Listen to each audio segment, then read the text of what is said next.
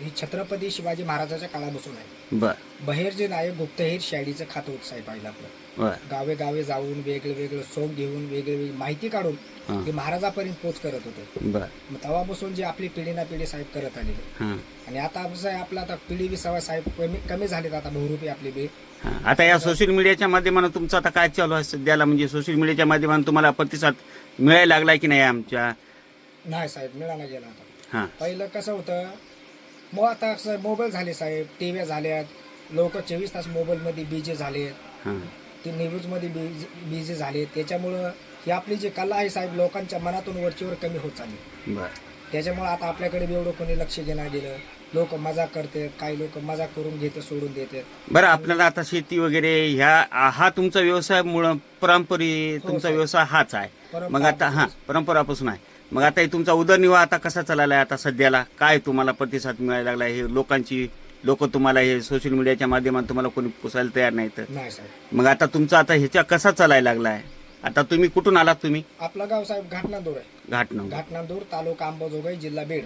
जिल्हा बीड. तर हे साहेब आपल्या नांदेड जिल्ह्यामध्ये 4 ते 5 वर्षापासून आपण येतो. बर हरिक जिल्ह्यात जातो, परभणी जिल्हा म्हणा, लातूर जिल्हा म्हणा, आपल्या नांदेड जिल्ह्यात हरेक गावे गावे जाऊन आपलं मनोरंजन करतो, आपली कला सादर करतो लोकांबरोबर.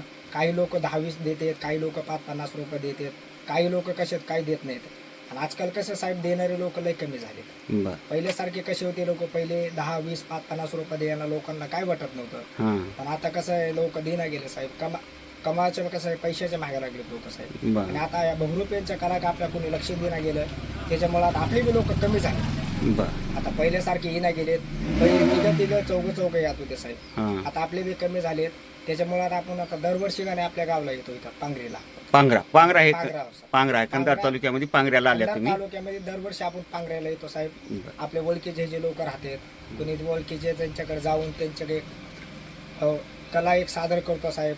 आपले पत्रकार साहेब झाले, हरी गोष्टीकर साहेब जातो, म्हणून त्याच्यामुळे आपलं तुमच्यापर्यंत येणं झालं साहेब. बर आता गावी थोडं फिरलं, चला मला आपल्या साहेबांकडे तुम्हाला एक भेटण्यासाठी आलतो. आता तुम्हाला बी दरवेळेस मी भेटतच असतो. हो वर्षाला तुमच्याकडे भेटतात म्हणूनच तुम्हाला यावर्षी तुमचा परिचय घ्यावा, म्हणजे काय तुमची कला काय चालली चला एक तुमच्या पुढे एक आपली एक कला एक आमच्या चॅनलच्या माध्यमातून तुम्हाला माहिती घ्यावा म्हणल्या. हा.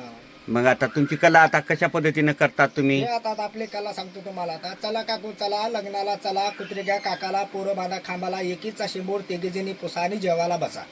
आता मला बी काही कमी नाही. सासऱ्याचं लग्न आहे, सासूचं जावळ आहे, इनबाईचा गोंधळ आहे, आजू सासूचा बड्डे आणि माझं बारसं आहे. त्याच्यामुळं खर्च बरं झाला होता यंदा. त्याच्यामुळं लग्न आमच्याकडे, खर्च तुमच्याकडे. मला बी काही कमी नाही. सासरा खासदार आहे, बायको फौजदार आहे, मी इन्स्पेक्टर आहे.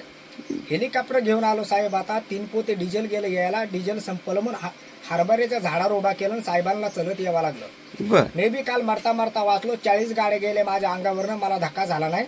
मी टमाट्याच्या झाडाखाली बसलेलो होतो. त्याच्यामुळं आता माझं बी प्रमोशन झालं साहेब. गेल्या वर्षी इन्स्पेक्टर होता, आता हवालदार झालो. कामं चांगले केलेत. बाहेरचे लोक आत येतात, आतले लोक बाहेर पाठवलेत. मी बी काल बी एका गोळीमध्ये 24 जण मारले. मेलेले जिवंत ऐकत नाहीत, बर जिवंत ऐकलेत म्हणून तुमच्यापर्यंत यावं लागलं साहेब आता मला. त्याच्यामुळं खर्चाचा वादा यावर्षी पैशाला काही कमी नाही. आपल्याला लागेल तेवढे पैसे आहेत.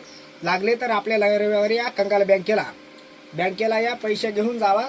पायीचा अंगठा करा, उजव्या पायीची सही करा, लागेल तेवढे पैसे घेऊन जावा. जय हिंद, जय महाराष्ट्र. जय हिंद, जय महाराष्ट्र.